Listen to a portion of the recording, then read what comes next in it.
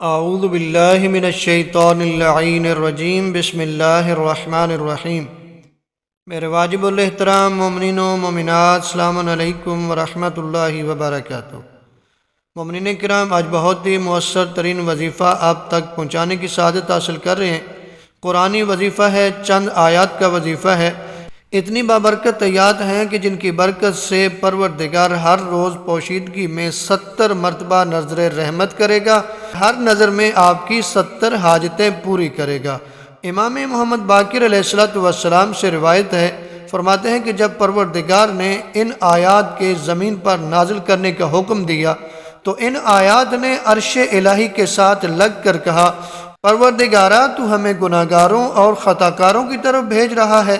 تب ذات حق نے ان کی طرف وحی فرمائی کہ تم روح زمین پر چلی جاؤ، مجھے اپنی عزت و جلال کی قسم، تمہیں آل محمد اور ان کے دوست داروں میں سے جو بھی تلاوت کرے گا میں اس پر ہر روز پوشیدگی میں 70 مرتبہ نظر رحمت کروں گا اور ہر نظر میں اس کی 70 حاجتیں پورے کروں گا، چاہے اس نے بہت سے گناہ بھی کیے ہوں۔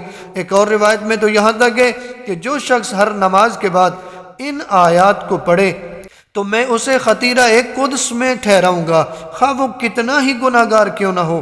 اگر اسے خطیرہ قدس میں نہ ٹھہراؤں تو بھی ہر روز 70 مرتبہ اس پر اپنی خاص نظر رحمت کروں گا۔ اگر یہ نہ کروں تو پھر ہر روز اس کی 70 حاجتیں پوری کروں گا، کہ جن میں کم سے کم یہ ہے کہ اس کے گناہ معاف کر دوں گا۔ اگر یہ نہ کروں تو اسے شر شیطان اور ہر دشمن کے شر سے اپنی پناہ میں رکھوں گا اور اسے ان پر غلبہ عطا کروں گا، اور موت کے علاوہ کوئی چیز اس کو جنت میں جانے سے نہیں روک سکے گی۔ اور وہ آیات یہ ہیں، نمبر 1 میں سورہ فاتحہ کی تمام آیات بسم اللہ سمیت، یعنی بسم اللہ کے ساتھ آپ سورہ فاتحہ پڑھا کریں ہر نماز کے بعد۔ آیت الکرسی پڑھا کریں ہم فیہا خالدون تک۔ نمبر 3 پہ آیت شہادت ہے جو کہ سورہ آل عمران کی آیت نمبر 18 اور 19 ہے۔ نمبر 4 پہ آیت ملک ہے، یہ بھی سورہ آل عمران کی آیت نمبر 26 اور 27 ہے۔ یعنی اگر آپ چاہتے ہیں کہ پروردگار آپ پہ نظر رحمت کرے، پروردگار آپ کی دعاؤں کو قبول فرمائے، پروردگار آپ کے گناہوں کو معاف فرما دے، پروردگار آپ کو جنت عطا فرما دے، تو آپ ہر روز نماز کے بعد سورہ فاتحہ پڑھا کریں، آیت الکرسی ہم فیہا خالدون تک پڑھی کریں، سورہ آل عمران کی آیت نمبر 18 اور 19 پڑھا کریں جسے آیت شہادت کہتے ہیں۔ آیت ملک یہ بھی سورہ آل عمران کی آیت نمبر 26 اور 27 ہے، ان کو پڑھا کریں۔ پروردگار آپ پہ نظر رحمت کرے گا، آپ کی دعاؤں کو قبول فرمائے گا، آپ کی مشکلات کو آسان فرما دے گا۔ اب ماہ رجب المرجب کی 26ویں رات کی نماز کی طرف بڑھتے ہیں، جو کہ 12 رکعت نماز ہے، یعنی 6 نمازیں 2 کر کے پڑھیں گے، جس کی ہر رکعت میں الحمد کے بعد 40 مرتبہ آپ نے سورہ اخلاص کی تلاوت کرنی ہے۔